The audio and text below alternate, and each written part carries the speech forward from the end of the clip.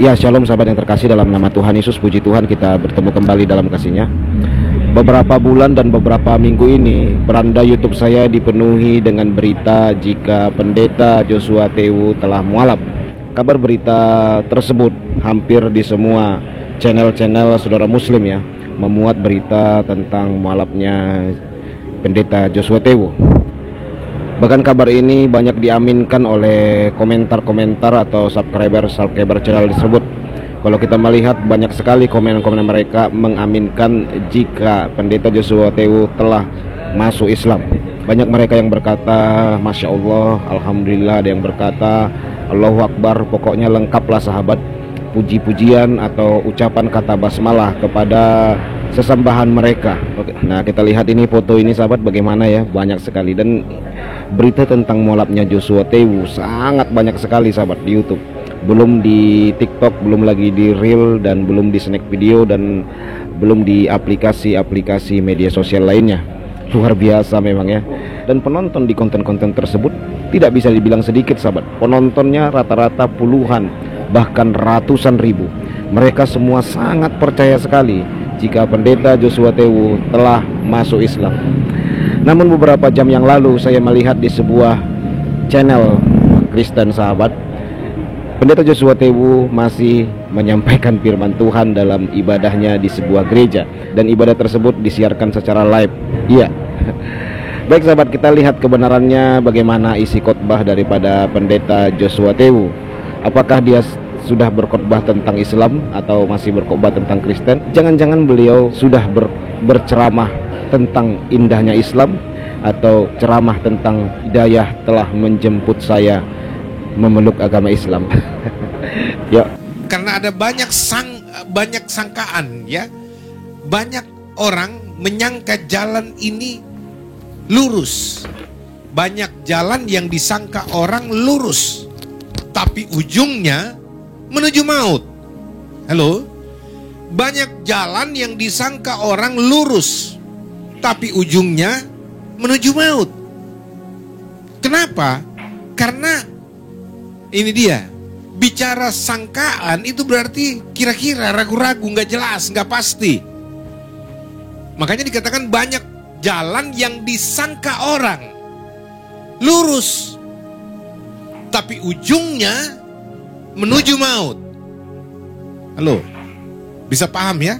Di sini Anda lihat dulu, saya urai pelan-pelan karena ini penting sekali. Ini menyangkut keselamatan kita, tapi juga menyangkut soal keberhasilan kita dalam segala aspek kehidupan kita. Ada jalan yang disangka orang lurus, tapi jalannya menuju maut. Saudara-saudara, sekali lagi, kenapa orang menyangka itu lurus? Apakah dia tidak tahu pasti? Memang tidak tahu pasti. Makanya itu berdasarkan sangkaan, prakira. Karena ada begitu banyak jalan, mereka pikir ini kali jalan yang lurus itu yang menuju kepada kehidupan. Ya. Mungkin orang berpikir agama jalan yang lurus menuju hidup. Ada yang bilang mungkin adat istiadat jalan yang lurus menuju hidup. Ada mungkin yang berpikir ya ini masalah soal ajaran moral, ya, budaya dan sebagainya. Ada orang bilang harus sekolah tinggi-tinggi supaya kita punya ilmu pengetahuan, supaya apa? Kita memahami jalan yang lurus. Saudara yang kekasih, semua berdasarkan praduga, prasangka, kira-kira, mudah-mudahan, moga-moga, insya Allah. Tapi nggak ada kepastian. Hidup ini nggak boleh kira-kira, istilahnya kira-kira bener nggak jalan gue ya? Mudah-mudahan, insya Allah sampai ke sorga dah. Nggak bisa begitu. Harus pasti. Saya orang yang suka melakukan perjalanan. Saya berkali-kali, hampir semua transportasi saya pernah naik. Darat, laut, dan udara. Ya. Kalau saya mau ke Medan dulu, saya suka ke Medan naik bus antar lintas Sumatera. Misalkan ya, berbagai macam bus, proyek bus PO Bus sudah saya naik. Ya, kadangkala saya cuma dapat bangku tempel. Ya. Saya dulu penginjil muda, waduh. Saya suka sekali bepergian karena setiap kali bepergian saya pasti menangkan jiwa di bus. Saya suka menginjil, saudara-saudara. Nah, yang saya mau cerita prosesnya. Tujuan saya ke Medan. Oke, saya pergi ke terminal. Misalkan terminal Pulau Gadung atau Rawamangun. Tentu, saudara-saudara, saya harus pastikan saya harus mengambil bus yang tujuannya sesuai yang saya inginkan, Medan. Dan saya betul-betul harus cek and recheck. Apa saya nggak salah naik bus? Ya kan? Lalu kemudian saudara-saudara, setelah saya dipastikan ini bus menuju Sumatera, menuju ke kota Medan, lalu kemudian saya bayar harganya. Nah, ini ada bayar harga. Jangan suka gratisan, saudara-saudara.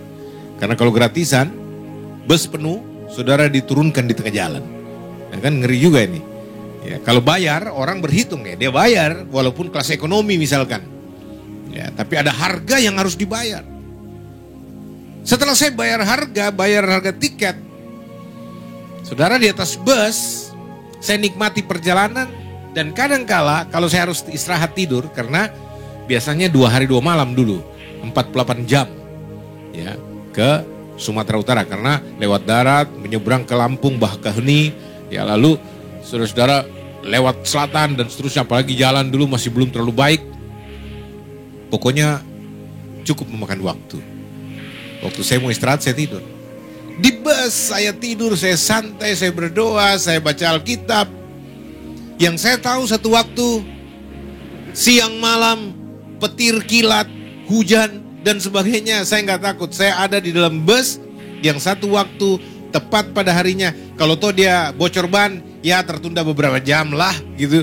Tapi yang saya tahu, saya pasti sampai di kota Medan. Nah, saudara-saudara, begitupun dengan kapal laut, dengan kapal udara. Saudara harus pastikan, jangan salah naik pesawat, bro. Jangan salah naik kapal laut.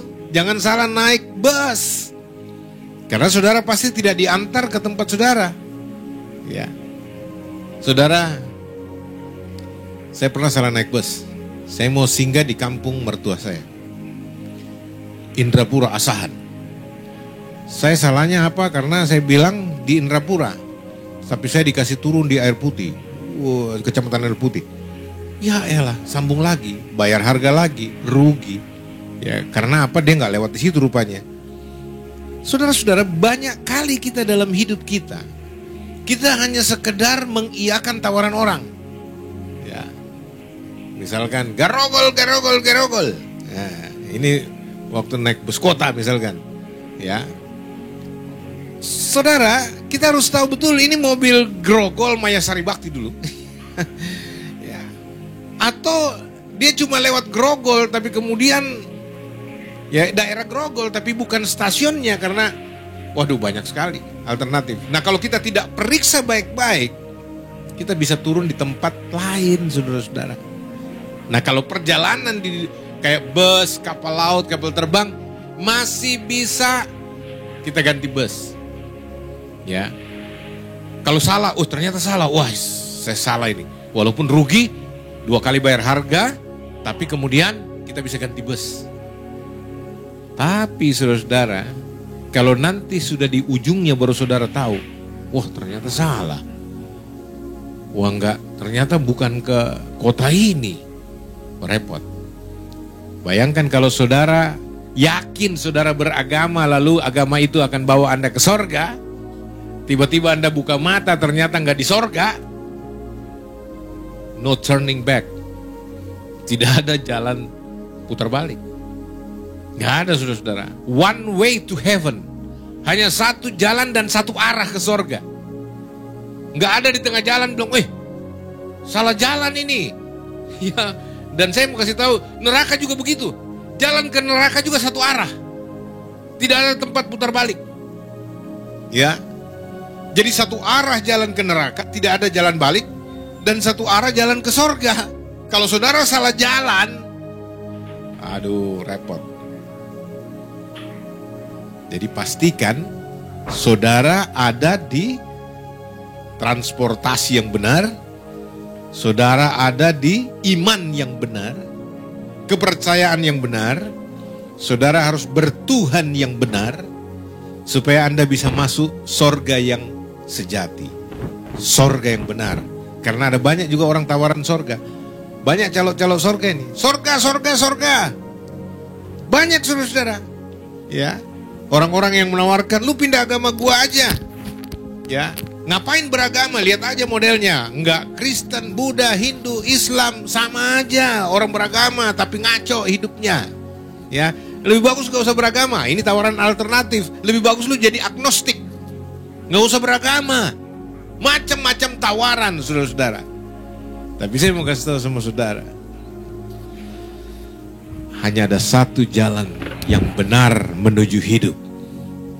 Akulah jalan dan kebenaran dan hidup. Tidak ada seorang pun yang sampai kepada Bapa di surga kalau tidak melalui aku, kata Yesus.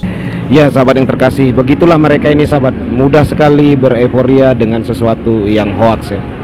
Kita juga mengetahui bagaimana Daniel Mananta juga digembar-gemborkan telah memeluk Islam. Ketika Daniel Mananta memberikan klarifikasi, bahkan menunjukkan sebuah video, jika Daniel Mananta masih merayakan Natal, bahkan dia memberikan sebuah pencerahan-pencerahan tentang kekristenan.